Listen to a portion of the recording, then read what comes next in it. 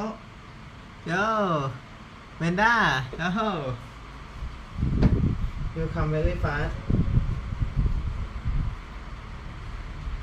Nice to meet you, Venda. Hey, welcome to my channel. I am Chia, anti-aging skater. We will become immortal life.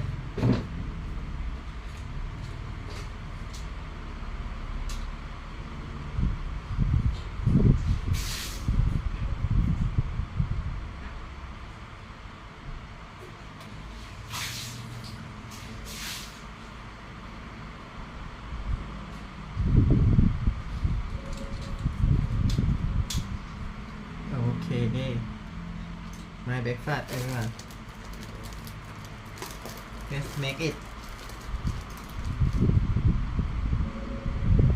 My breakfast.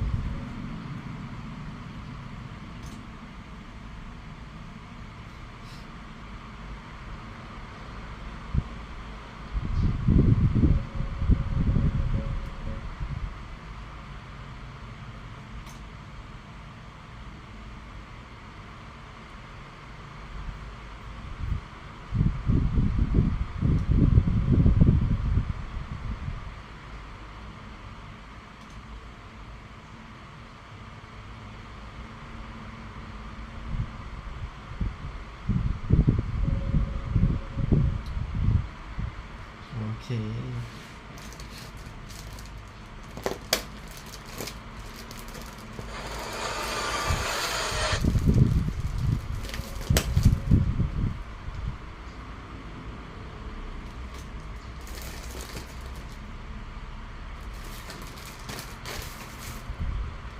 Hello, nice people. Nice to meet you.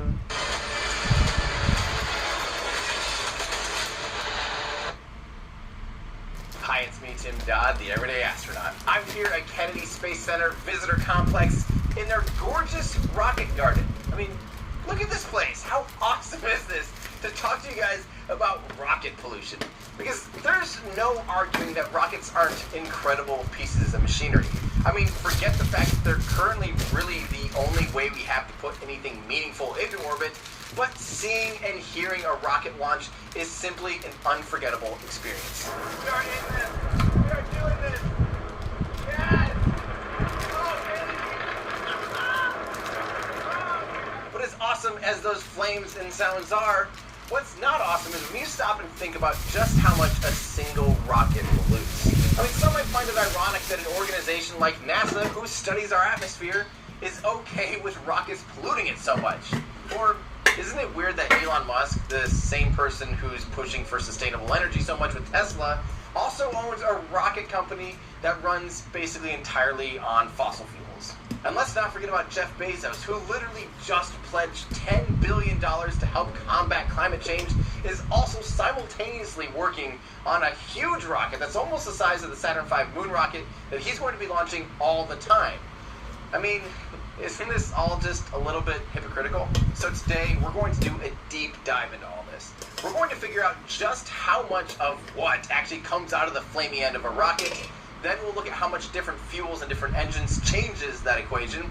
And then we're going to compare rockets to other forms of transportation and other industries. And we'll even figure out what would happen if SpaceX's proposed Starship point-to-point transportation system here on Earth would actually replace jetliners. Would that be an improvement or a massive step backwards as far as emissions go? But that's not the only environmental impact rockets have, is it? I mean, what happens when a rocket crashes into the ocean or into the ground? That can't be good, right? Or what about space debris? I mean, we're hucking so much stuff up into orbit. Shouldn't we be talking about that too? Well, those will be upcoming video topics, but for today, we're just going to be focusing on the environmental impact it has on our air. So by the end of this video, hopefully we'll have a really healthy understanding of the environmental impact that rockets have on our atmosphere. We're going to figure out whether or not launching rockets is a really reckless thing to be doing, or if in the grand scheme of things, it's not that big of a deal. And lastly, we'll look at the things that the aerospace industry is doing today to make rockets better for the future. Let's get started. 3, 2, 1.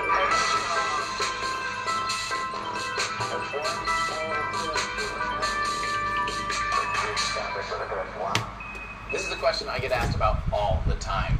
And quite frankly, it's a fantastic question.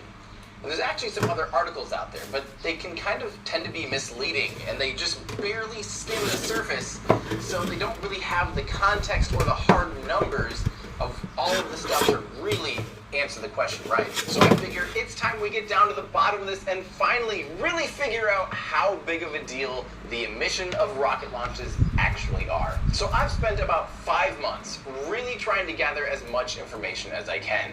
I even ended up hiring a researcher, Lisa Stojanovsky, to help me do some additional research while I continue to just study up on the subject. Because, I mean, as far away as I am from a rocket scientist, I'm even further away from being a climate scientist. But now I've spoken with experts. I've read research paper after research paper, and I'm constantly having to update this stupid script because I keep learning things just about every single day, because this is a really, really deep, complicated, nuanced, but actually a really interesting topic.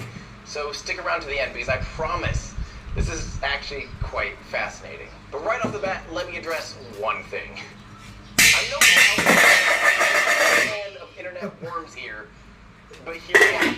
We're just going to go over a bunch of numbers and compare them to some other numbers so that you can form your own opinion on the matter. I know somehow climate change and pollution has kind of become a political topic, I guess. It honestly doesn't really make any sense to me, but regardless of what you think about words like climate change, greenhouse gases, or CO2, let's all agree we probably don't want to live on a world that's terribly polluted, and we physically can't live on a world that's uninhabitable. So with that in mind, please just keep the comments section clear of politics and pointless internet arguments over climate change and all that kind of stuff. And just look at the raw numbers here with me. And we're going to use that to shape our knowledge on the impact that rockets have on our planet. And this video is really mostly just going to focus on what actually comes out of the flamey end of a rocket. And we'll kind of gloss over manufacturing, transport, ground operations, etc., etc., etc. Not to ignore them and act like it doesn't matter, but because that would kind of turn an already insanely long video into the longest video ever. And a lot of those things are not exclusive to rockets either. This video will be a roller coaster of good and bad. You'll be like, oh, that's not that bad, but oh, that's really bad. Back to, I guess it's actually not that big of a deal over and over. But there's so many little side notes and interesting tidbits in this video. So we'll be going to Tangent Town. Sorry, not sorry. But because this video has so many topics and tangents, here's the timestamps for those. There's also some quick links and an article version that has some extra resources, methodology, and the numbers for you to check out in the description as well. So get a drink, a notepad, and your periodic tables ready, because we have lots of science to talk about.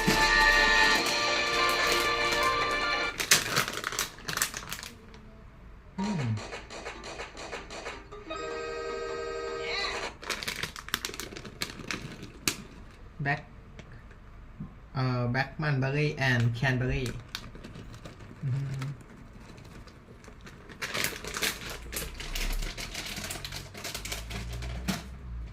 Olive oil, everyone. Olive oil. Veggie. 8. 5 color of bean and riceberry. And side dish chicken. Garlic and ginger, protein chicken and carrot, shiitake mushroom, and this is olive oil, good fat for maintain your health, all of your health. So to start off, let's make one thing clear. Humans won't be abandoning traditional rockets anytime too soon. There just simply isn't another form of propulsion feasible with our current technology. As much as I want to believe in anti-gravity warp drive magnetic superthrust,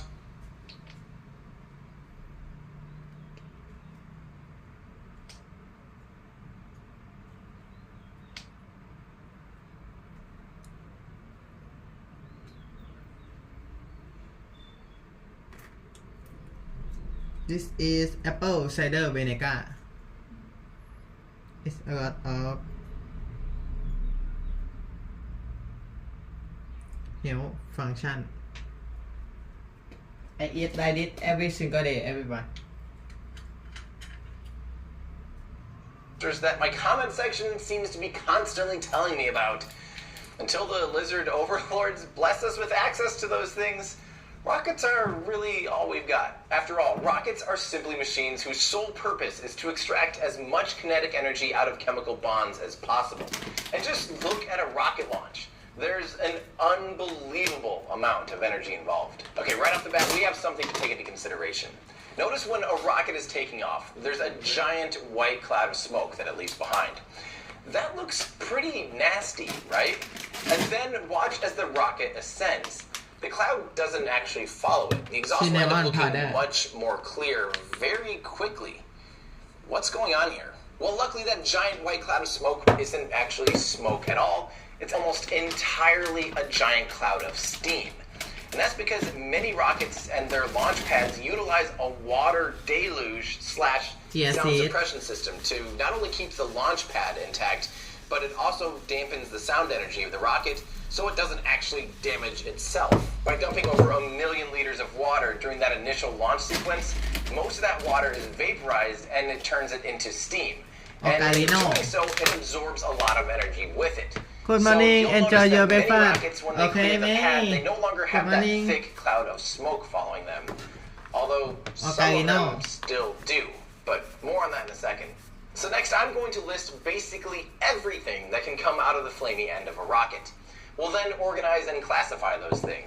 Then we'll show which rocket engines produce what, and wrap it all up by showing how much of what each vehicle and each system produce based on their engines and their size and their fuels. Rockets can produce many different emissions, but here's the list of usual suspects. You got CO2, water vapor, carbon soot, carbon monoxide, which will almost always bond and become carbon dioxide, nitrous oxide, chlorine, alumina, and sulfuric compounds. Now I should note that I accidentally kept saying nitrous oxides instead of oxides of nitrogen or nitrogen oxides. So just know if you hear me say nitrous oxides, I kind of actually mean the more generic term, which is oxides of nitrogen. So just keep that in mind.